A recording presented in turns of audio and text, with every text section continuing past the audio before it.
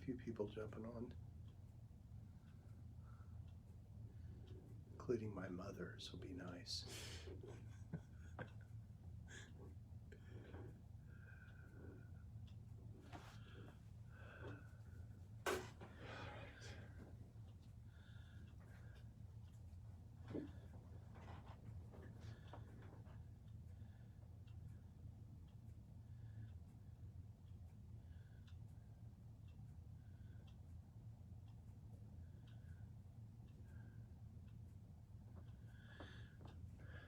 Okay, we got about 22 out there watching. Okay. So, you can go ahead and start if you want. Okay. As many of you already know, Archbishop Coakley, along with Bishop Condula, shared with us their plans for resuming public masses in the state of Oklahoma yesterday. And all churches, Catholic churches in Oklahoma, can resume public masses on Monday, the 18th of May. And the first Sunday Mass, public Sunday Mass, would be on the 24th, Sunday the 24th of May, with the Vigil Mass the night before as well. The reason that we're starting with a daily Mass as the first public Mass is the bishops believe that it's a good practice for the priests and ministers who are celebrating the Mass and people coming to Mass to have smaller crowds to get used to how we're going to do Mass in a new way during this time of COVID-19. For our people here at Holy Spirit Parish, we will be having Mass in our old church beginning with the 19th of May. I'm not here on the 18th. I'm away on my day off on Mondays. We'll have our regular Spanish Mass at 6:30 in the evening that night, Spanish daily Mass, and the rest of the daily Mass scheduled throughout the week. And then we'll have the old daily Mass scheduled for the weekend, 5 o'clock Mass on Saturday the 23rd, 8 o'clock, 10:30 on Sunday morning the 24th, and Spanish Mass at 12:30. We will be challenged when we have Mass in our old church that first weekend with our space requirements, because the guidelines tell us that we have to have 6 feet of distance from someone, wherever you're sitting, 6 feet of distance from other people, unless you're with people in your household. You can sit close to them. So it looks like we can fit about 100 people into our old church, present church at this time, including the overflow in the parish hall. So if we have more than 100 people come to those masses, we'll have to have people stay out in their cars and either listen to it on the live stream and come in for communion. We also have speakers on the outside of the building that you can hear the Mass. So we'll just have to see how that goes. The important thing to know is that we are almost 100% certain that we'll be in our new church by the following weekend, the weekend of the 30th and 31st, which is the Feast of Pentecost.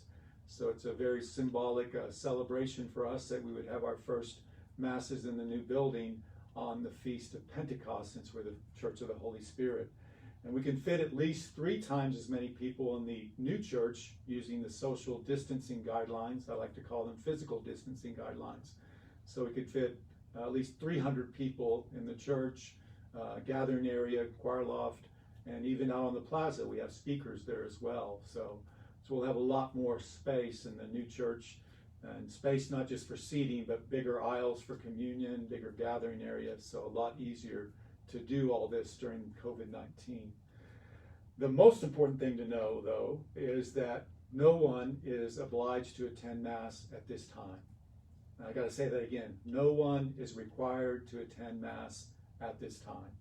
If you feel hesitant to come out in public, to be with other people, even if we're 6 feet distance from them, if you feel afraid, whatever your feelings may be, you don't have to have yourself being sick or any serious reason. If you just don't want to come, you're not required to come, and it's not a sin if you do not come. So Archbishop Coakley and Bishop Condula wanted to be clear that the obligation to attend Sunday Mass is dispensed. You're not required to come. There are options, obviously. If you feel uneasy coming to Sunday Mass where there might be more people, you can come to daily Mass and kind of celebrate your reception of the Eucharist at a daily Mass where there are fewer people and more space and not quite as big a crowd. But just remember that. The other thing to know is, well, there's lots of things to know, but if you are 65 and older, if your health is compromised in any way, you're being discouraged by Archbishop Coakley, Bishop Condola, discouraged from coming to Mass. Now, we can't say you cannot come, because obviously if you want to come, you can come, but being discouraged to come at this time. We will still live stream one of our English Masses, the big English Mass on Sunday morning at 9:30 in the new church, presently 10:30 in our old church, and also the Spanish Mass, so you can still watch the live stream version.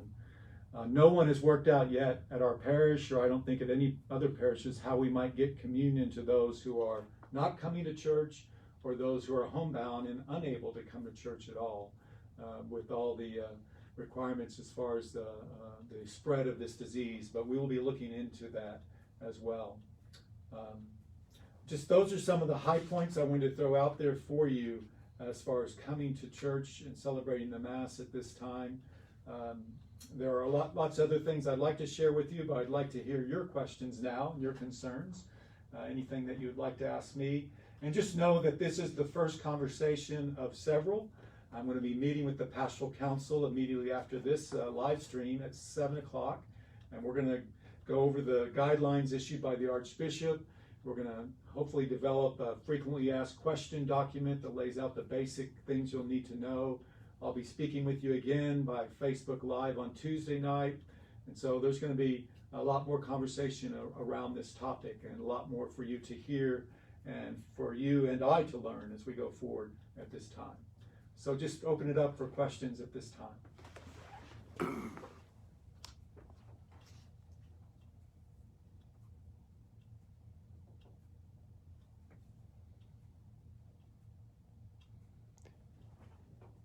Still waiting for some questions to come up.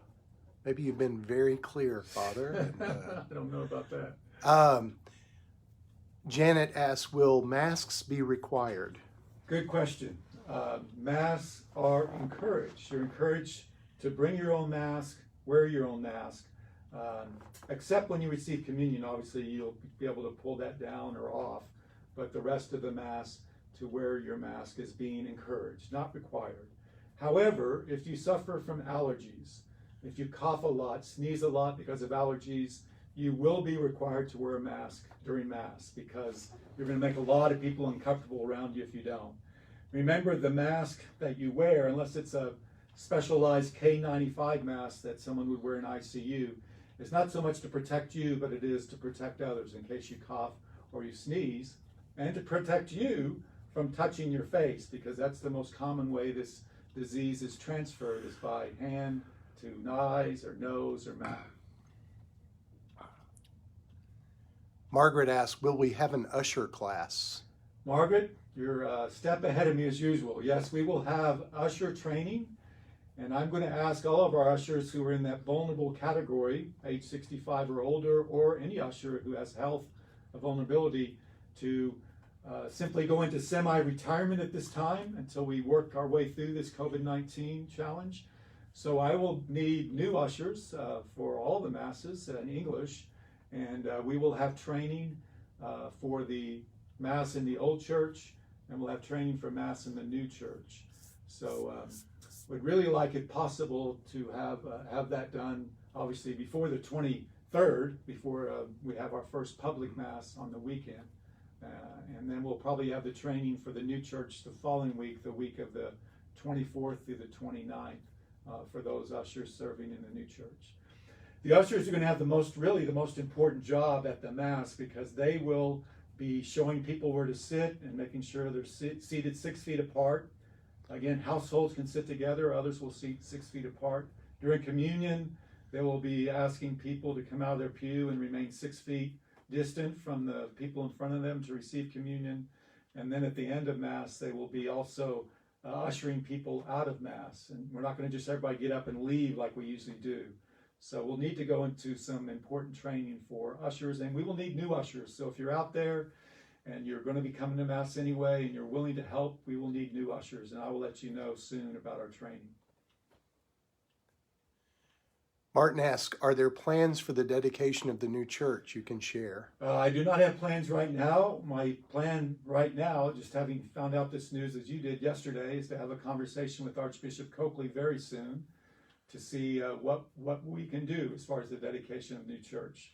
I understand that normally we would have a dedication before we'd have our first Mass, which would mean we need a dedication no later than Saturday morning, the 30th of May. The challenge with that is we'd have to limit the number of people who could come to the dedication. So, but I'll be in conversation with Archbishop Coakley, and that's a piece of information I hope to have for you for certain on Tuesday night when I talk to you by way of Facebook Live. So Phil asks, what will be the time of Mass on Sunday? Time of Mass on Sunday, the first public Mass on Sunday will be our old Mass schedule, what I call the old Mass schedule, Phil, the Mass schedule we had before all this started. So 8 o'clock and 10:30 in English and 12:30 in Spanish. 12:30. Yeah, so the following weekend, when we go into our new church, we'll go to our new Mass schedule, which will be 9:30 in English and 12:15 in Spanish. So there'll be a change the following weekend. We'll have the 5 o'clock Mass on Saturday. That'll be an ongoing regular time for us.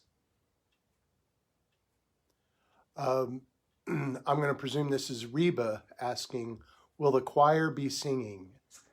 Reba, that was something we just talked about today at staff meeting. Elizabeth has been doing a lot of research and consulting other choir directors about that. I already know that some dioceses are not only saying choirs cannot sing anymore because of the need for 6 feet distance between each of the choir members, and because when you sing, you expel a lot more fluid, a lot more liquid from your mouth into the air. And even a diocese north of us in Wichita is telling people they cannot sing. So I think Elizabeth is leaning toward, at this time, just simply having herself play and a cantor sing, just out of respect for the safety of her choir members. But she's going to be in contact with our English and Spanish choirs exactly about how she's going to proceed with that. Liz asks, how will Holy Communion be handed out, mouth or hand? So Liz, part of the directives that Archbishop Coakley and Bishop Conderla sent to us, I have those here in front of me, and I'll just read to you exactly what they said for Holy Communion. Based upon the advice of our infectious disease expert, communicants are strongly encouraged to receive Eucharist in the hand as a temporary measure during the pandemic and as an act of charity toward the minister of communion and the lay faithful in the communion line, obviously behind you. So I'd like to emphasize it's a temporary measure, strongly encouraged, receiving the hand temporarily during this time, but most especially as an act of charity toward the priest or deacon or minister who's giving you communion if you accidentally lick his hand, and toward the person behind you, all the persons behind you, in case that saliva from your mouth goes to the hand of the priest or deacon and then on to the next person. So it's not being banned totally, but I'm gonna strongly encourage, as the Archbishop has, that people would receive in the hand at this time.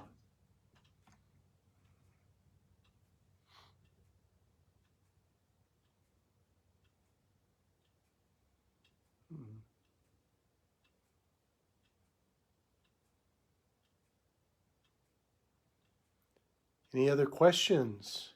While you're waiting on other questions, Deacon Paul, just a couple of other things for people to know. You will recognize the Mass that you come to on May 24th, if it's a Sunday you come to, or even if you come during the week, as something similar to the Mass you left way back on March 15th was our last public Sunday Mass. And that there will be no sign of peace. Obviously, if you're in a household and you're next to your wife or husband or children, you can share the sign of peace physically, but not with anybody else. No physical sign of peace, and also no holding hands during the Our Father. Those things are obviously being discouraged in the celebration of Mass at this time.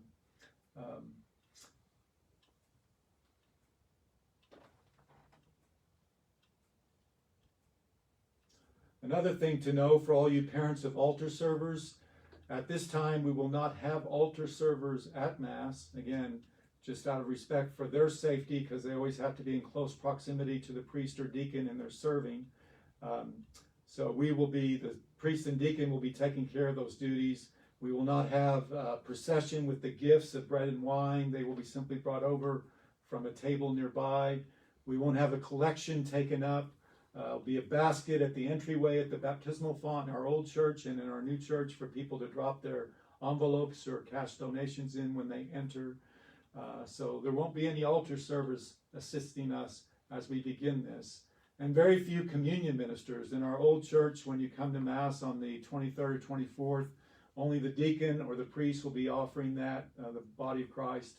In the new church, we'll have the deacon and priest, and then have 2 communion ministers assisting with Holy Communion.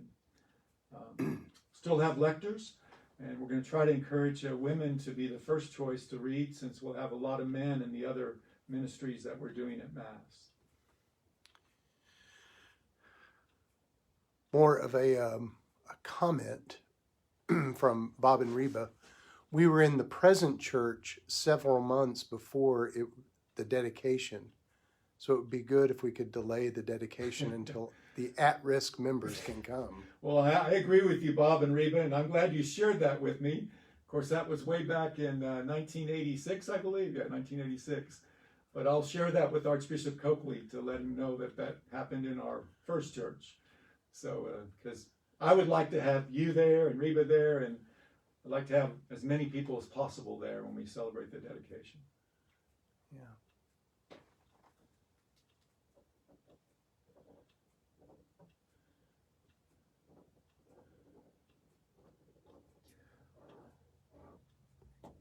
One of the important notes, too, on the guidelines, as I was rereading them over, is the bishops, Bishop Connerl and Archbishop Coakley, have this to say to all of us. They say patience and charity toward neighbor will be the prime virtues as we resume public Mass. And that's very true. Because it's going to be different when you come into church and you have to wait maybe a minute for an usher to escort you to where you're going to be seated and escort you out of Mass. And it's going to be a different experience. And especially for you all and for the deacons and priests, as we move into a new church, you know, we're leaving a space that, well, many of you have worshiped in, a lot of you have worshiped in for decades. And going into a new space is always, you know, kind of what's a new experience? It can be a little jarring because it's different. And then to go into a new space with mask and social distancing, physical distancing, all this. So we just have to have patience with one another and with ourselves and know that it will not be the same as it was before COVID-19. But I think as we are patient and charitable toward one another, it will work toward being better. We'll work toward being better. And I don't have an answer as far as when we'll be back to normal Mass and no social distancing or physical distancing. I think if anybody knows that answer, they'd be a rich person by now. So I don't have that answer. Yeah.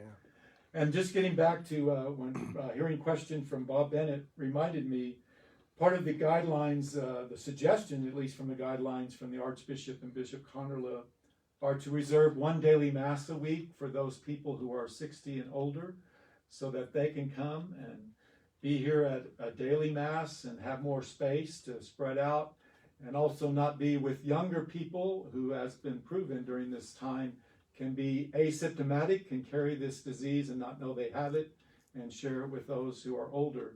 So we're going to designate the Thursday morning Mass at 8:30, Thursday morning 8:30 Mass. And that'll be, that first Thursday morning Mass will be, I believe, on the 21st of May. So that's 2 weeks from today.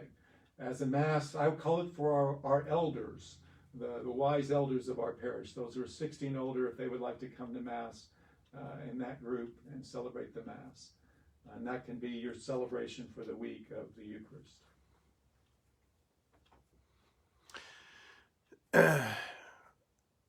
So, Phil, we will just be having, in the old church, we will just be having 2 communion ministers. Remember, as Father mentioned, we will not be distributing the cup. When we move to the new church, we will be using communion ministers over there because we anticipate a larger crowd. So we'll need more than 2 people distributing the body of Christ. Reba, we're going to be sending a communion minister to the choir loft, but I mean, really, right now, that is just going to be a Cantor and Elizabeth for the time being. So, but there'll be a communion minister that will be taking communion to the choir loft. Deacon Paul and I may need to talk more about that with Elizabeth, because we may be able to seat some people up there as well. Yeah. So yeah. One of the choir members that's also a communion minister can come down and get what's needed upstairs and take it back up. So will parishes be posting these guidelines in the church buildings or at entrances? That's a good question. We were just talking at staff about that.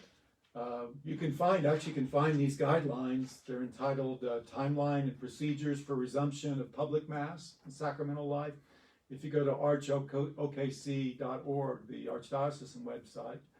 What we'll probably do, just because there's 5 pages worth here, it's a lot of information, is probably just focus on the most important things and have a frequently asked question document that will answer the questions that we believe are most important. So they'll be at the Archdiocese website. We may post them later on at our own website as well.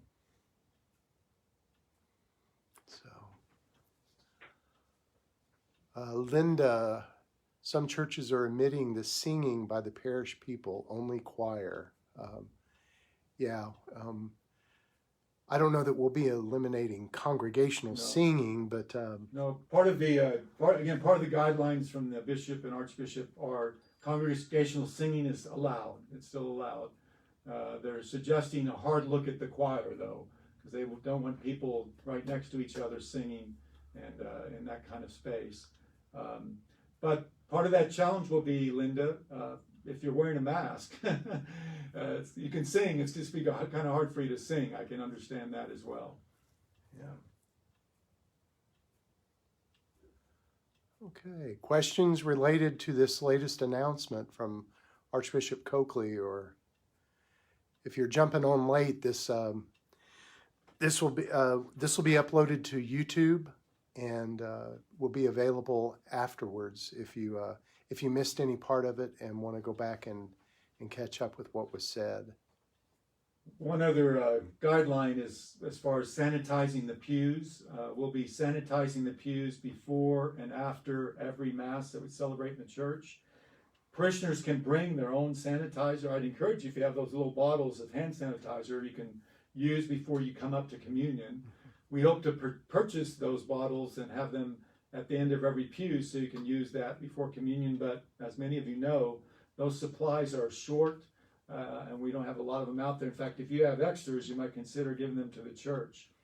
The other thing about sanitizing the pews is in the guidelines, you are allowed to bring wipes to the church to sanitize where you sit down. But I'm going to have guidelines on that as well, because our new pews that we are receiving from Solder is coming soon. They have specific guidelines on what you can and cannot use on cleaning a pew at this time. So you can sanitize your pew, but you'll need to follow guidelines that I'll give to you. But just know that we're going to sanitize them after every Mass, before every Mass as well. I don't know if there's any young parents on at this time, but there will not be nursery. No nursery will be offered at this time. And our cry room will be locked. We can't have the cry room open. It's an enclosed space, small space. We do not have a cry room, as you know, in the new church. We're encouraging parents to bring their kids to Mass, and if their kids are crying a long time, they can step out into the gathering area and still listen and see and quiet their kids. So no cry room, no nursery at this time. And sadly, no coffee and donuts after Mass, no night's breakfast, no receptions for First Communion, confirmation, no funeral dinners. We're just not allowed to have any of those social gatherings after Mass at all. I'm most sad about no tamales. So, Norma, you probably jumped in late. Masses will begin the week of May 18th. The first Sunday Mass, public Mass, will be Saturday, May 23rd, and Sunday, May 24th. And you can catch up on that. You can rewatch this on YouTube There's also some documents that we posted and the Archbishop's message that was posted yesterday. On our COVID webpage, I believe. It's also on the Facebook page. On the Facebook page. Yeah, so if they're watching through Facebook Live, they can access that through our Facebook page.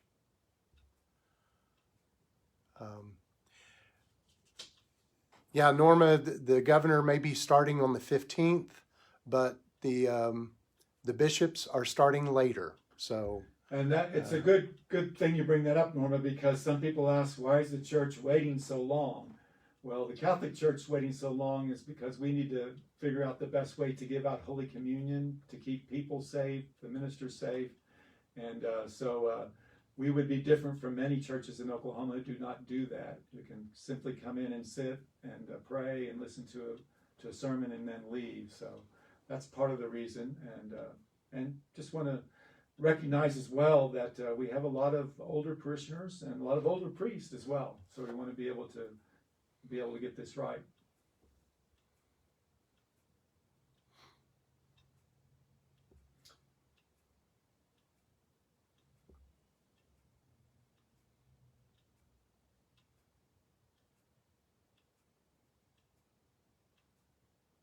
Any other questions? If there's questions that you notice, if I'm not answering your question, it'll be because we've covered that already. So, any more questions? I know last night when I was talking to our Spanish-speaking brothers and sisters, they had some questions about First Communion, confirmation, baptisms. I'm going to be meeting with our staff in the next week, and we'll be getting some dates together for all of those events. So we'll be publishing those soon. So for those of you who want to make plans for those big celebrations, we'll be getting those dates to you soon. The other factor in all this, obviously, if for some reason as the state reopens and we see a big surge in COVID-19 cases and the governor starts to pull back and shut down the state again, that will also impact our celebration of public mass. So hopefully that will not happen, but just know that that's something we all have to be aware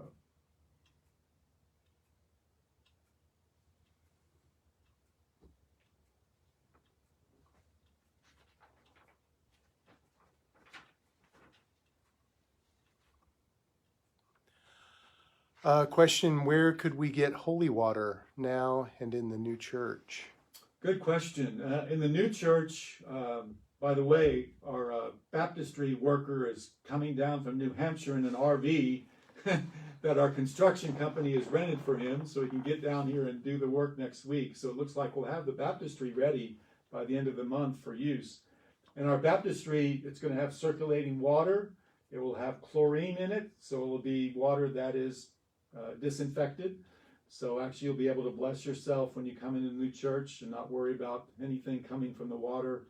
And you can actually get water from that baptistry to take home to your homes. As far as the old church, when you come during the week of the 18th for Mass and that weekend of the 23rd and 24th, if you'll just catch the deacon or me after Mass, we can get some holy water from you from our holy water container in the sacristy.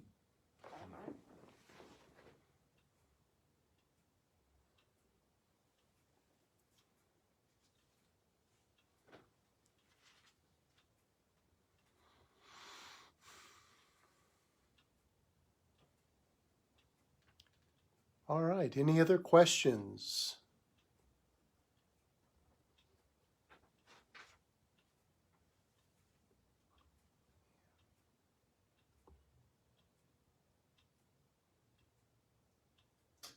I'm just excited, as you are probably, for the resumption of public masses because celebration of the Eucharist is intended to be a celebration with the faithful, with all of you.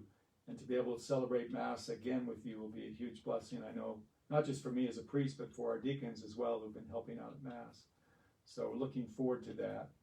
And just especially ask your patience on that first weekend back, because we'll be in a small space and it may take a little time to seat people and get you where you need to be.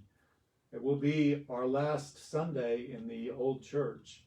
And during that week after the 24th and leading up to the first Sunday in the new church, we'll have some special times for prayer and for remembering all that's happened in our old church. Because I think it's 34 years now of sacraments celebrated there. So invite people who've been baptized there, First Communion, confirmation, got married there. Invitations going out to all those to just be able to come by and thank the Lord for the gift of the sacraments they received in the church.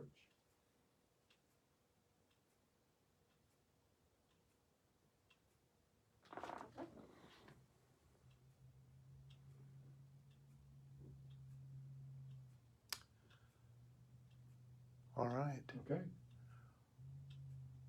Okay, we will be having another question and answer period next Tuesday at 7:30. So we'll be posting some documents on Facebook, on our webpage, and take a look at those. And if you have questions, just be ready to ask those next Tuesday evening. So that, again, this is something that's in development, and we'll see how it all unfolds.